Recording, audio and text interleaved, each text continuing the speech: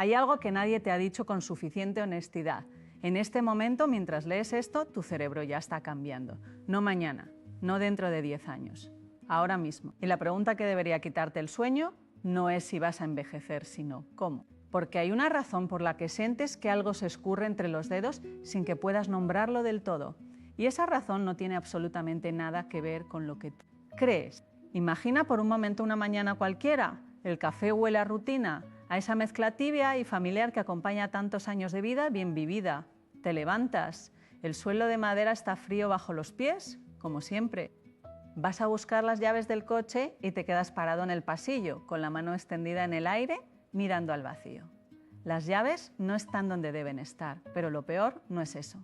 Lo peor es ese instante de silencio interior que dura 3 segundos demasiado largos, ese instante en el que una voz muy pequeña, casi inaudible, susurra desde algún lugar del pecho: me estoy olvidando de mí mismo, y tú la ignoras. Claro que la ignoras porque siempre hay algo más urgente que atender, porque la vida sigue y hay que seguir con ella. Porque uno aprende muy pronto que las preguntas incómodas se responden mejor callándolas. Pero esa voz no desaparece, se instala. Y eso es exactamente lo que la neurociencia lleva décadas intentando gritar desde los laboratorios al mundo: que ignorar las señales del propio cuerpo no las hace desaparecer, sino que las convierte en arquitectura. Se construyen en el tejido, se vuelven biología. La neurociencia del envejecimiento tiene una forma muy elegante y al mismo tiempo muy despiadada de describir lo que ocurre cuando una persona decide mirar hacia otro lado. Lo llama deterioro silencioso, y es silencioso precisamente porque no duele al principio, no sangra, no tiene el dramatismo de un hueso roto ni la urgencia de una fiebre alta. Se parece más al polvo acumulándose sobre una fotografía. De cerca no lo ves, pero un día la imagen está irreconocible. Hay algo que hay que entender desde el principio y es una verdad que cambia la manera en que una persona se mira al espejo. El cuerpo esculpe el cerebro, no es una metáfora poética, aunque lo parezca. Es neurociencia de primer nivel, es la conclusión de décadas de investigación sobre neuroplasticidad, sobre el eje intestino-cerebro, sobre cómo cada postura que adoptamos, cada bocado que llevamos a la boca, cada respiración que tomamos o que nos saltamos, cada pensamiento que repetimos hasta convertirlo en hábito, deja una huella física, medible, en el tejido neuronal. El cerebro no es un órgano pasivo que simplemente recibe el paso del tiempo, es un escultor que trabaja sin descanso con el material que nosotros le proporcionamos. Y el material lo elegimos nosotros, siempre, aunque creamos que no. Eso significa algo absolutamente extraordinario para quien tiene 55, 60, 65 o 70 años. Que no es tarde, nunca es tarde mientras hay un latido. La neuroplasticidad no jubila a nadie, no manda cartas de despido a los 70. Sigue ahí, fiel, como un artesano que espera que alguien le ponga barro entre las manos para ponerse a trabajar. Pero también significa algo que puede ser incómodo escuchar, y aquí es donde la honestidad se vuelve un acto de amor. Que si alguien está leyendo esto y siente que el olvido se le acerca, que los movimientos se han vuelto más torpes, que la energía ya no es la de antes, que el humor ha cambiado de color, hay una parte de eso que es biología inevitable, y hay otra parte mucho más grande de lo que la medicina convencional quiere reconocer, que es consecuencia de hábitos, de posturas, de lo que se come, de cómo se respira, de si se mueve o no se mueve, de si la soledad ha echado raíces o si la comunidad sigue siendo un tejido vivo. Y esto es importante que quienes están aquí lo sientan en el cuerpo, no solo en la mente. Por eso, si hay algo que este momento puede ofrecerte, es que no estés solo o sola en esta conversación. Hay algo profundamente biológico en el hecho de aprender en comunidad, en saber que otros están pensando las mismas preguntas, sintiendo el mismo vértigo y eligiendo, como tú, enfrentarlo en lugar de callarlo. El cerebro aprende mejor cuando siente que pertenece a algo, cuando hay un nosotros. Así que si esto te está llegando, si sientes que esta conversación te habla directamente, suscríbete. Deja un comentario, cuéntanos qué es lo que más te preocupa del envejecimiento. No es un gesto vacío, es una decisión neurológica, es darle a tu cerebro la señal de que sigues en movimiento, que sigues buscando, que no has decidido esperar. Porque la espera, cuando se trata del cerebro, tiene un precio que muy poca gente conoce en su totalidad, y ese precio no lo paga solo uno. lo paga la familia entera. Hay algo que la ciencia lleva años documentando y que, sin embargo, no aparece en las conversaciones familiares de los domingos, en las consultas médicas de 15 minutos, ni en los discursos públicos sobre envejecimiento. Y es esto, que el deterioro cognitivo no es solo un drama personal, es un tsunami familiar. Silencioso al principio, devastador después. Hay que hablar de esto con toda la claridad del mundo, aunque duela. Porque callar esta verdad es, en cierto modo, una forma de complicidad con el deterioro. Cuando una persona pierde su autonomía, cuando los olvidos dejan de ser anecdóticos y se vuelven estructurales. Cuando el equilibrio falla y hay que acompañar al baño. Cuando el carácter cambia y aparece la irritabilidad. O la tristeza sin nombre, cuando la memoria comienza a borrarse como una pizarra a la que a alguien le pasa el borrador de noche. Hay alguien que lleva esa carga. Siempre hay alguien, una pareja que pone en pausa sus propios sueños, un hijo o una hija que reorganiza su vida entera alrededor de la tuya, que cancela viajes, que deja proyectos a medias, que aprende a administrar medicamentos y a gestionar el miedo y la culpa al mismo tiempo, que trabaja de día y cuida de noche, que un día mirándose al espejo en un baño ajeno ya no sabe muy bien quién es. La investigación sobre el cuidador informal, ese término tan frío para describir algo tan íntimo y tan devastador. Dice que el 73% de las personas que cuidan a un familiar con deterioro cognitivo desarrollan síntomas de depresión clínica en los 2 primeros años, que su sistema inmune se debilita de forma medible, que su esperanza de vida, en muchos casos, se acorta, que sus propias sinapsis sufren las consecuencias del estrés crónico acumulado. El amor no lo cura todo. El amor sin apoyo, sin recursos, sin límites, devora. Esto no se dice para provocar culpa. La culpa es la emoción menos útil que existe y la que más energía consume. Se dice porque hay algo en esta verdad que tiene el poder de transformar la motivación de raíz. Porque cuidar el propio cerebro, cuidar el propio cuerpo, no es solo un acto de egoísmo ilustrado de esa sabiduría que dice que uno debe ponerse primero el oxígeno antes de ayudar al de al lado. Es un acto de amor profundo y concreto hacia cada persona que te quiere. Es decirle a tu pareja, a tus hijos, a tus nietos: yo me responsabilizo de mí. Yo no voy a pedirte que abandones tu vida por la mía. Yo elijo seguir siendo yo el mayor tiempo posible. Esa es la apuesta más valiente que puede hacer alguien en la segunda mitad de la vida, y es una apuesta que se gana si se sabe cómo jugar. Pero antes de hablar de soluciones hay que mirar el problema de frente, sin edulcorantes, sin el azúcar de la condescendencia. Porque la neurociencia del deterioro es en muchos sentidos más urgente de lo que cualquier médico de cabecera tiene tiempo de explicar en una consulta estándar. Hay un proceso que está ocurriendo ahora mismo en el interior de muchos cuerpos de personas entre 50 y 70 años y ese proceso tiene un nombre: inflamación crónica de bajo grado. No es la inflamación dramática de una herida infectada ni la fiebre de una gripe. Es algo mucho más sutil y mucho más peligroso precisamente por eso, porque no se nota. Se llama, en el mundo científico, inflamación, la inflamación del envejecimiento. Y está en la raíz de prácticamente todos los procesos de deterioro cognitivo que la medicina del siglo XXI estudia con más urgencia. Recuerdo a un hombre, le llamaré Antonio, aunque ese no es su nombre, que llegó a una consulta con 62 años y una vida aparentemente perfecta. Activo, viajero, inteligente, con ese tipo de presencia que llena una habitación sin esfuerzo. Pero llevaba meses con algo que él describía como una niebla. No era olvido exactamente, me dijo, mientras miraba sus propias manos con una mezcla de curiosidad y miedo. Era más como si el mundo hubiera perdido brillo, como si todo llegara envuelto en algodón. La habitación de la consulta olía a esa humedad particular de los días de lluvia y él tenía las manos apoyadas en las rodillas con una rigidez que no era tensión sino agotamiento. Dijo: tengo la sensación de que me estoy apagando por dentro y no entiendo por qué. Ese es exactamente el lenguaje de la inflamación crónica afectando al sistema nervioso central. No es poesía, es neurobiología. La inflamación silenciosa actúa sobre el hipocampo, la estructura cerebral que más nos importa cuando hablamos de memoria y orientación, con una eficacia que da escalofríos. Reduce su volumen de forma mensurable, interfiere con la neurogénesis, con la capacidad del cerebro de generar nuevas neuronas. Interrumpe la comunicación entre regiones cerebrales que necesitan estar en diálogo constante para que la mente funcione con claridad. Y lo hace lentamente, pacientemente, sin prisa. como alguien que va apagando las luces de una casa habitación por habitación, pero la inflamación no actúa sola, tiene cómplices. Y uno de los más poderosos, uno al que prácticamente nadie presta atención hasta que el daño es visible, es el estrés crónico. Hay algo que la gente no sabe sobre el estrés sostenido en el tiempo. No es solo una sensación desagradable, es un baño hormonal que literalmente encoge el cerebro. El cortisol, la hormona del estrés, cuando se libera de manera puntual y ante una amenaza real, es absolutamente necesario. Es lo que permite correr, reaccionar, sobrevivir.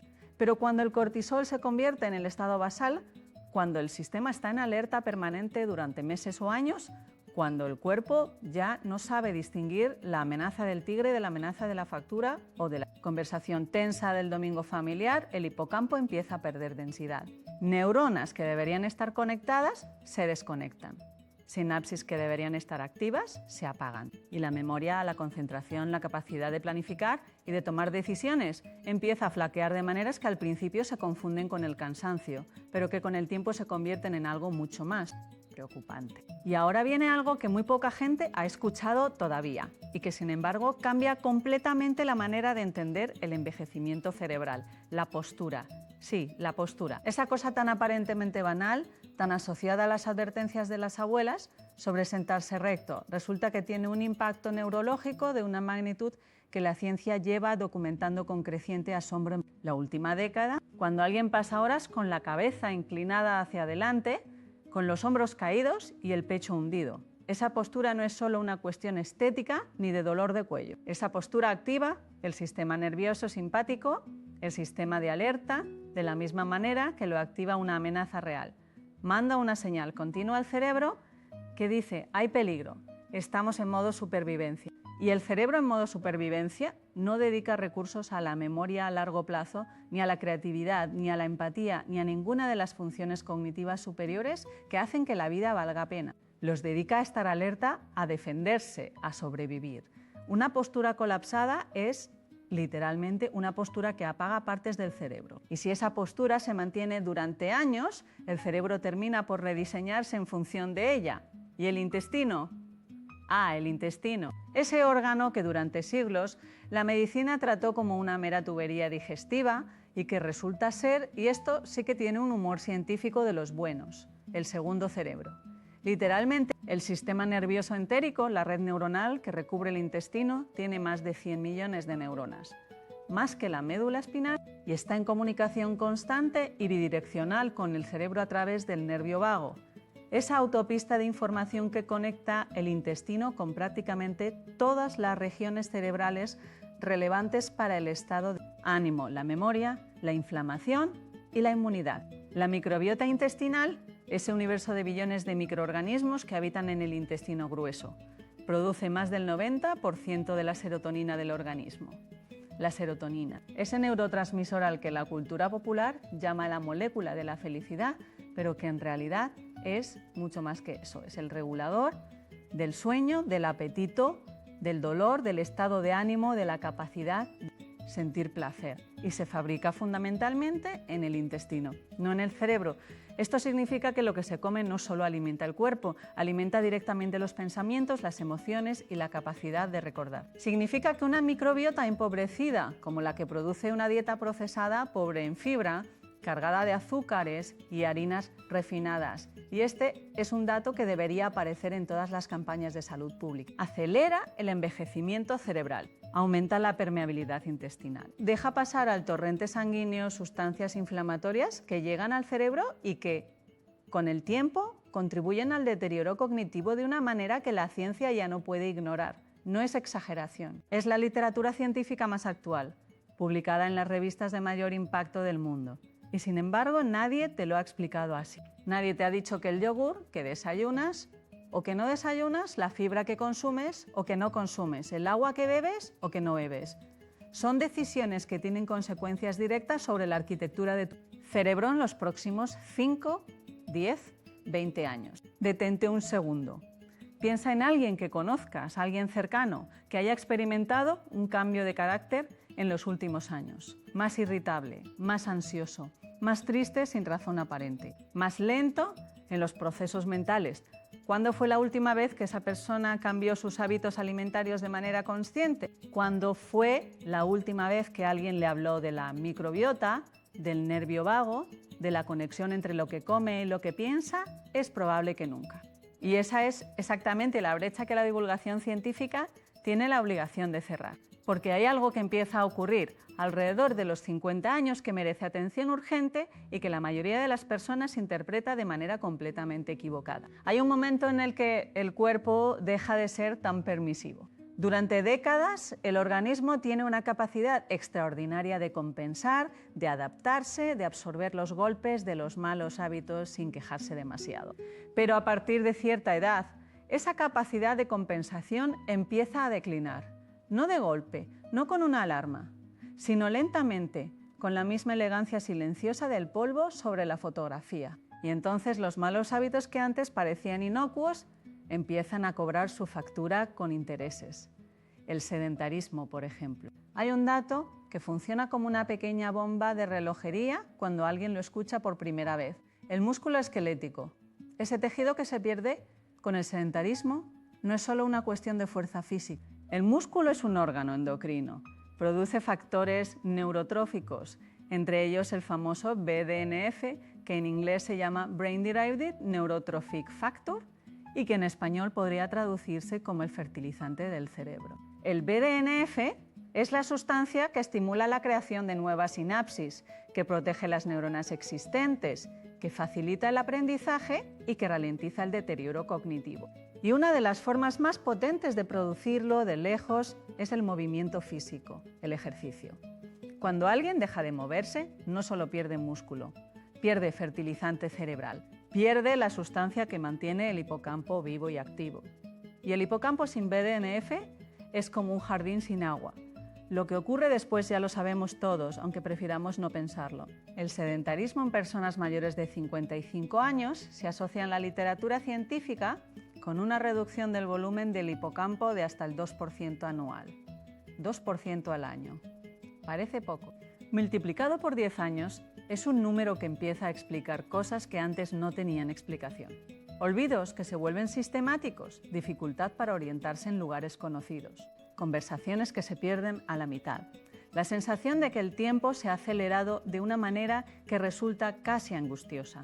Y aquí está el miedo real, no el miedo abstracto a la vejez como concepto, sino el miedo concreto encarnado, a un escenario que ya tiene cara y nombre en muchas familias, la dependencia. Ese estado en el que una persona ya no puede ducharse sola, ya no puede salir a la calle sin que alguien la acompañe, ya no puede cocinar ni gestionar sus medicamentos, ni recordar quién le ha llamado esta mañana. Ese estado en el que el ser querido que conocías con su carácter y sus manías y sus chistes malos y sus opiniones firmes, sobre todo, empieza a desvanecerse detrás de una mirada que ya no sabe del todo dónde está. Eso no es inevitable, eso no es el destino inexorable de todos los que envejecen, pero sí es la consecuencia estadísticamente probable de décadas de hábitos que el cuerpo finalmente ya no puede seguir compensando. Y la diferencia entre los que caen en ese escenario y los que no. La neurociencia lo dice con una claridad que ya no deja margen para la ambigüedad. No está solo en la genética. La genética explica aproximadamente el 30% de la historia. El 70% restante lo escriben los hábitos, el estilo de vida, las decisiones cotidianas que se toman o que no se toman en la cocina, en el sofá, en el dormitorio, en el parque, en la mesa. Piensa en algo. ¿Cuándo fue la última vez que aprendiste algo completamente nuevo? No leer el periódico, que también cuenta, pero no de la misma manera. Algo que hiciera que el cerebro se sintiera un poco torpe al principio, que requiriera esfuerzo, que generara esa pequeña incomodidad deliciosa de estar en territorio desconocido. Un instrumento musical, un idioma. Una ruta nueva, una técnica de cocina de la que no sabías nada. El cerebro que no aprende cosas nuevas, que no se enfrenta a desafíos cognitivos, que funciona solo en el piloto automático de la rutina, deja de generar las conexiones sinápticas que necesita para mantenerse ágil. La novedad, la dificultad cognitiva deliberada, es uno de los estímulos más potentes de la neuroplasticidad que existen y es gratis y se puede empezar hoy. Pero volvamos a esa razón que prometimos al principio, esa razón por la que todo esto te sigue pasando, que no tiene nada que ver con lo que crees porque hay algo que une todos estos procesos: la inflamación, el estrés crónico, el sedentarismo, la microbiota empobrecida, la postura colapsada, el aislamiento social, y ese algo es la desconexión del propio cuerpo. Esa costumbre aprendida durante décadas de vida adulta, ocupada y funcional, de ignorar las señales internas, de posponer el cuidado propio para cuando haya tiempo, de tratar el cuerpo como un vehículo que debería funcionar solo, sin mantenimiento, sin atención, sin escucha. El cerebro que envejece bien no es necesariamente el cerebro de alguien que ha tenido una vida fácil. Es el cerebro de alguien que ha aprendido a escuchar, que ha desarrollado lo que la neurociencia llama interocepción, la capacidad de percibir y atender las señales del propio cuerpo, y que ha convertido esa escucha en un hábito tan natural como respirar. La buena noticia, y aquí viene la parte que vale la pena haberse quedado hasta ahora, es que esa escucha se puede aprender, se puede entrenar a cualquier edad, con resultados que la ciencia ya no puede calificar de modestos. Hay estudios que muestran que personas de 75 años que comienzan un programa de ejercicio físico moderado experimentan un aumento medible del volumen del hipocampo en 6 meses. El cerebro no solo deja de encogerse, crece. Ese es el poder de la neuroplasticidad cuando se le dan las herramientas correctas. Hay investigaciones que demuestran que la meditación de atención plena, practicada de manera regular, durante 8 semanas reduce los marcadores inflamatorios en sangre de forma estadísticamente significativa en personas mayores de 60 años, que cambia literalmente la expresión génica, que activa genes asociados con la reparación celular y desactiva genes asociados con la inflamación.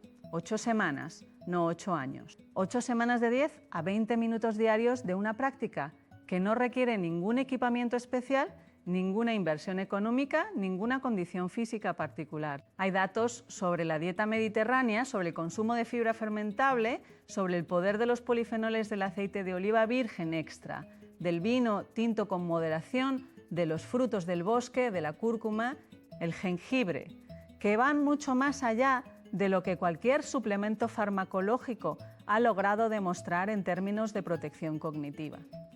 No porque sean mágicos, sino porque nutren la microbiota, reducen la inflamación, protegen las neuronas y alimentan el nervio vago de una manera que el cuerpo reconoce porque lleva miles de años evolucionando con esos alimentos. Y hay algo sobre el sueño que hay que decir con toda la solemnidad que merece, porque es probablemente el hábito más subestimado y más brutalmente importante de todos en lo que respecta al envejecimiento cerebral.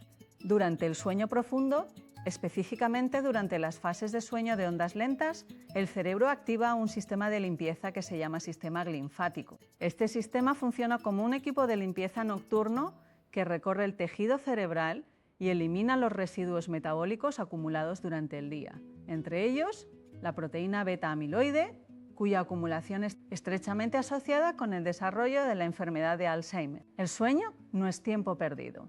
El sueño es el mantenimiento más sofisticado que el cerebro tiene a su disposición. Y cuando ese sueño es insuficiente o cuando su arquitectura es de mala calidad, ese sistema de limpieza no trabaja bien. Los residuos se acumulan, la inflamación aumenta, el deterioro cognitivo se acelera. Esto significa, y aquí hay algo que merece repetirse con calma, que dormir mal de manera crónica no es solo un problema de cansancio, es un problema de higiene cerebral. Y sin embargo, ¿cuántas personas conoces que duerman mal y lo traten como algo normal, como algo con lo que simplemente hay que aprender a vivir, como si fuera una característica del envejecimiento inevitable? No lo es. Es una señal. Y como toda señal, está esperando que alguien la escuche. Entonces, ¿qué se puede hacer? ¿Qué herramientas concretas, prácticas, fundamentadas en la mejor ciencia disponible, tiene a su disposición alguien que tiene hoy 55, 60 o 70 años y que ha decidido en este mismo momento quiere envejecer de otra manera? La primera herramienta es tan sencilla que casi resulta difícil creer que sea tan poderosa. Se llama respiración consciente. No meditación de hora y media en postura de loto al amanecer, aunque si alguien quiere hacer eso, adelante. Sino algo tan accesible como esto: 5 minutos, 2 veces al día, de respiración diafragmática consciente. Inspirar durante 4 segundos por la nariz, expandiendo el abdomen, no el pecho. Sostener 2 segundos. Exhalar durante 6 u 8 segundos por la boca, dejando salir el aire lentamente, como si se apagara una vela sin apagarla del todo. Repetir. ¿Por qué funciona esto? Porque activa directamente el nervio vago, porque estimula el sistema nervioso parasimpático, el sistema del descanso y la reparación, que en la mayoría de los adultos mayores de 50 años está crónicamente subestimulado respecto al simpático, porque reduce el cortisol en sangre de manera mensurable, porque mejora la variabilidad de la frecuencia cardíaca, que es uno de los marcadores más fiables de resiliencia neurológica que existen, y porque, y esto es lo que más sorprende a quienes lo experimentan por primera vez, produce una sensación de calma y claridad mental en cuestión de minutos que no requiere ninguna explicación científica para ser apreciada. El cuerpo lo sabe antes que la mente. La segunda herramienta es el movimiento. Y aquí es importante precisar, porque hay mucha confusión sobre qué tipo de movimiento es el más beneficioso para el cerebro en esta etapa de la vida. La respuesta, según la evidencia actual, es el movimiento que se hace. El mejor ejercicio es el que alguien disfruta lo suficiente como para repetirlo, pero si hay que afinar un poco más, la combinación que la literatura científica señala como más efectiva para preservar y mejorar la función cognitiva es la que combina ejercicio aeróbico moderado con entrenamiento de fuerza. El aeróbico, caminar a paso vivo, nadar, bailar, andar en bicicleta, produce BDNF, ese fertilizante cerebral del que hablábamos antes. El entrenamiento de fuerza, con el propio peso corporal o con resistencias ligeras, preserva la masa muscular, regula el metabolismo de la glucosa, reduce la inflamación y produce hormonas que protegen directamente el tejido neuronal. 30 minutos de caminata a paso vivo, 5 días a la semana, 2 sesiones semanales de ejercicio de fuerza adaptado a las posibilidades de cada uno. Eso es todo. Eso no es un programa para atletas. Es el mínimo que el cerebro necesita para funcionar bien en la segunda mitad de la vida. Y los beneficios que la ciencia documenta consistentemente incluyen mejora de la memoria episódica, mejor regulación emocional, reducción de los síntomas de depresión y ansiedad, mejor calidad del sueño y reducción de los marcadores inflamatorios. Todo eso con 30 minutos de caminata y 2 sesiones de fuerza a la semana. La tercera herramienta es la postura. Y aquí hay algo que conviene hacer ahora mismo, mientras se lee esto, llevar los hombros hacia atrás y hacia abajo suavemente. Levantar el esternón, llevar la barbilla ligeramente hacia atrás, como si alguien tirara de un hilo invisible desde la coronilla. Respirar. ¿Se nota la diferencia? Esa diferencia no es solo física. En este momento, esa corrección postural está enviando una señal al sistema nervioso de que no hay peligro, de que el cuerpo puede bajar la guardia, de que el modo supervivencia puede hacer una pausa. Y esa señal, repetida conscientemente a lo largo del día, con pequeñas correcciones cada vez que se recuerda, va acumulando un efecto que con el tiempo se vuelve medible en términos de claridad mental, de energía, estado de ánimo. Hay un ejercicio postural que se puede hacer en cualquier silla, en cualquier momento del día y que tiene un impacto neurológico documentado. Sentarse en el borde de la silla con los pies apoyados completamente en el suelo, la espalda erguida pero no rígida, las manos apoyadas en los muslos con las palmas hacia arriba, los ojos cerrados. Hacer 10 respiraciones conscientes en esa posición. Sentir el peso del cuerpo sobre la silla. Sentir el contacto de los pies con el suelo, escuchar los sonidos de la habitación sin intentar identificarlos ni analizarlos. Simplemente estar. Esto es interocepción, esto es entrenamiento de la escucha interna y es la base sobre la que se construye todo lo demás. La cuarta herramienta es la alimentación para el cerebro y aquí la invitación es a pensar en la comida no como un placer o un problema según el día, sino como información, porque eso es lo que es literalmente desde el punto de vista de la biología molecular. Cada alimento que entra en el cuerpo contiene información que los genes leen, que la microbiota procesa, que el nervio vago transmite al cerebro. Y dependiendo de esa información, el cerebro recibe señales de reparación o señales de alarma. Los alimentos que el cerebro envejecido más necesita son los que nutren la microbiota.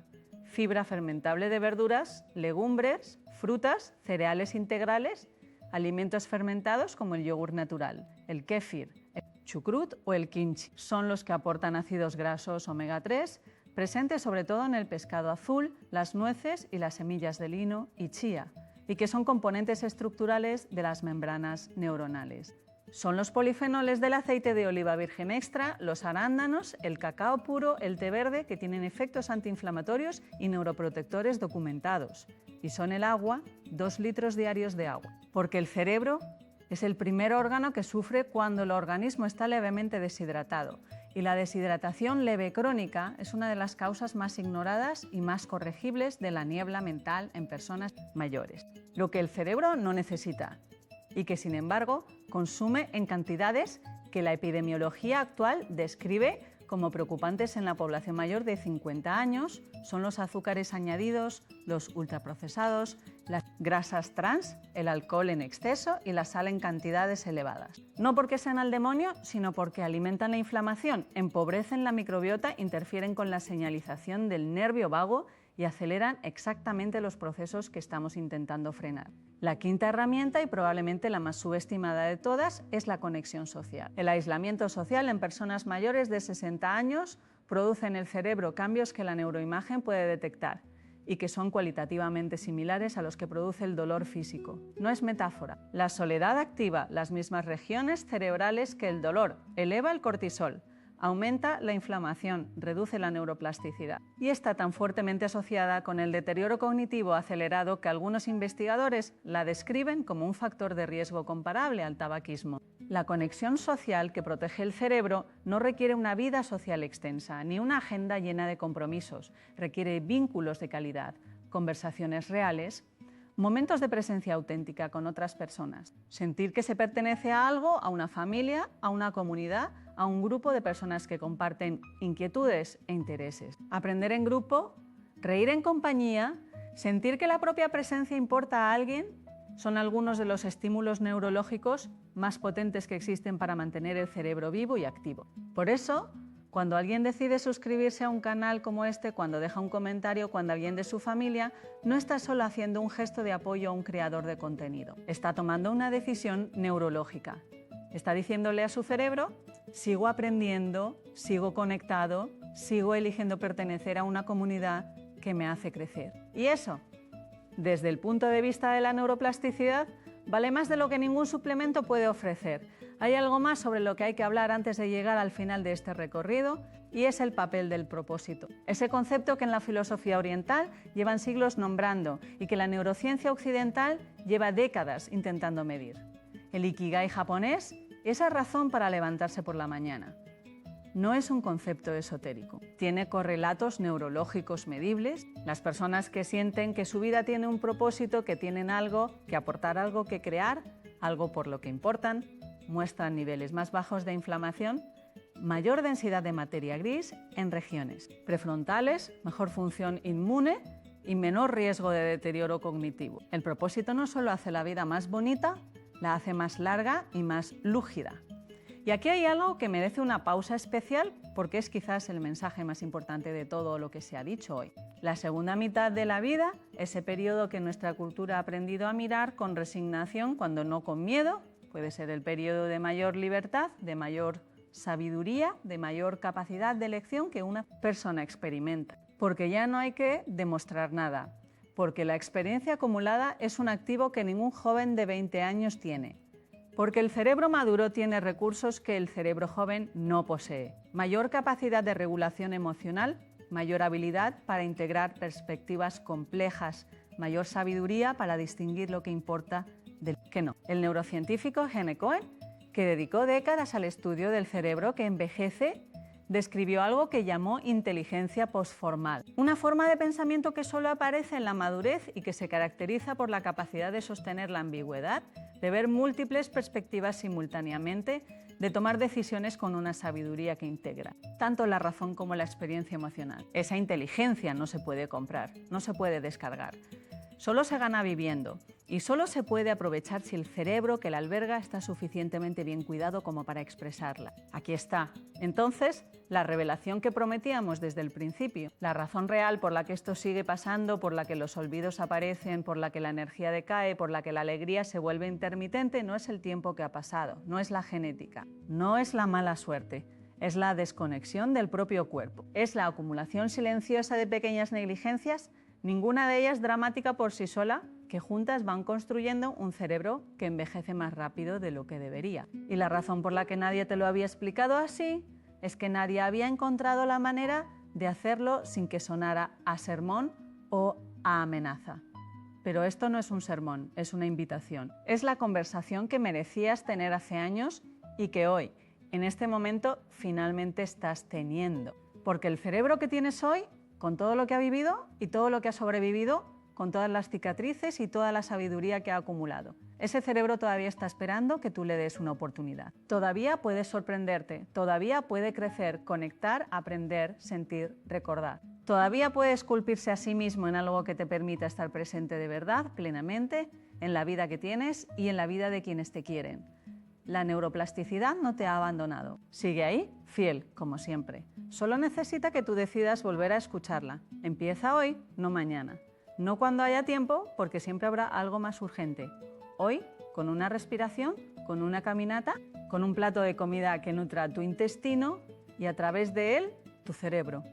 Con una postura que le diga a tu sistema nervioso que estás bien, que no hay peligro, que puedes relajarte y florecer. Con una conversación real con alguien que te importa, con la decisión de aprender algo nuevo esta semana, aunque al principio te haga sentir torpe, aunque requiera esfuerzo, aunque sea incómodo. Porque la incomodidad del crecimiento es infinitamente preferible a la comodidad del deterioro y porque tú con los años que tienes, con la vida que llevas y con la sabiduría que has ganado. Mereces envejecer de pie. Mereces recordar los nombres de tus nietos y las conversaciones de ayer y los planes de la semana que viene. Mereces ducharte solo, cocinar lo que te gusta, salir cuando quieras y volver cuando decidas. Mereces ser hasta el último suspiro. Tú mismo.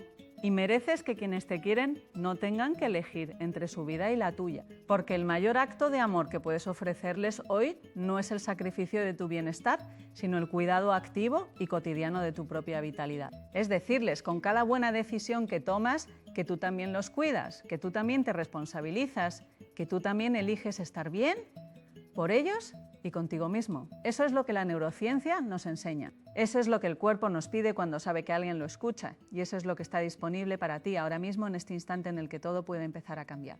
El cerebro espera, el cuerpo espera. La vida espera y tú ya sabes lo que tienes que hacer.